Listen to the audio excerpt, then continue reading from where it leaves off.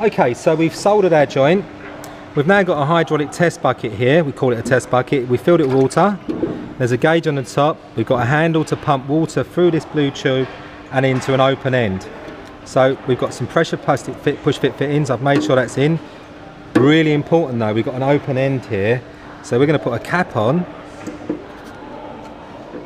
And that's now in position.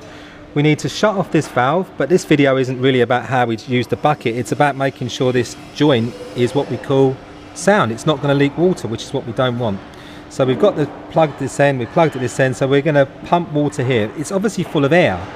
So if there is a leak, we will listen for the air leak first and then we turn the water off. So let's just pump it up. I'm pumping away here. The gauge is going up. We are now there.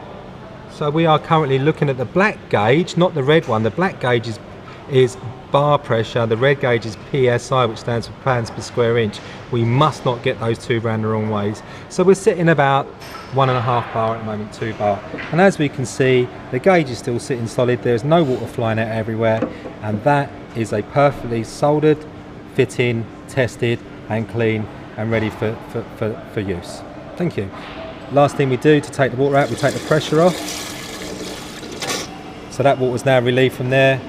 We can undo this fitting, remove it. There will be a little bit of water in there because it always puts a little bit in there. In fact, there it is. There's a little bit of water there. And we take this end off here, just like the thumb over the straw, and that should remove the rest. And that is how the theory of soldering a joint is put into practice.